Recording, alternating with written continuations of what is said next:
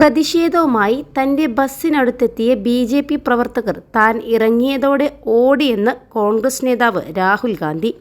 ബി.ജെ.പിയെയും ആർ.എസ്.എസിനെയും കോൺഗ്രസ് പേടിക്കുമെന്നത് അവരുടെ സ്വപ്നം മാത്രമാണ്. കനത്ത സുരക്ഷയ്ക്കിടയിലാണ് മോദി വിളികളുമായി ബി.ജെ.പിക്കാർ റോഡരികിലെത്തിയത്. ബസ്സിലിരുന്ന് എല്ലാവർക്കും നേരെ സ്നേഹചുംബനമെറിഞ്ഞുവെന്നും രാഹുൽ കൂട്ടിച്ചേർത്തു. ഭാരത് ജോഡോ ന്യായ് യാത്ര അസമിലൂടെ കടന്നു പോകുന്നതിനിടയിലാണ് കാവിക്കൊടികളും മോദി അനുകൂല മുദ്രാവാക്യങ്ങളുമായി ബി.ജെ.പി. പ്രവർത്തകർ രംഗത്തെത്തിയത്. സോയിദ്പൂരിൽ യാത്രയെ അലങ്കോലപ്പെടുത്തുന്ന രീതിയിലായിരുന്നു ബി.ജെ.പിക്കാരുടെ ഇത്തരമൊരു ഇടപെടൽ. 25ഓളം പേർ വടിയുമായി ബസ്സിനരികിലേക്ക് ഓടിയെത്തി. പ്രതിഷേധം നടക്കുന്നതിനിടെ അവർക്കിടയിലേക്ക് രാഹുൽ ഇറങ്ങുകയായിരുന്നു.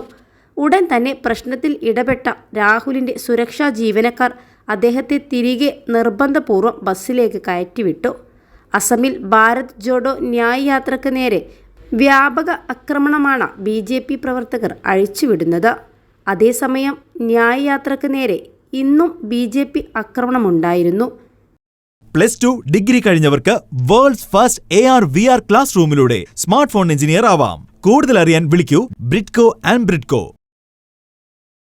ജുമുഗുർഹിദിൽ വെച്ചാണ് ജോഡോ യാത്രയ്ക്ക് നേരെ ആക്രമണമുണ്ടായതെന്ന് കോൺഗ്രസ് നേതാവ് ജയറാം രമേശ് അറിയിച്ചിരുന്നു.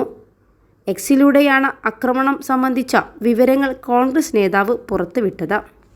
21 ലക്ഷത്തോളം സന്തുഷ്ടരായ ഉപഭോക്താക്കളും 2 ലക്ഷത്തോളം തിമിര ശസ്ത്രക്രിയകളും പൂർത്തിയാക്കിയ മലബാറിലെ ഏക കണ്ണാശുപത്രി അൽ സലാമ ഐ ഹോസ്പിറ്റൽ റോഡ് പെരിന്തൽമണ്ണ.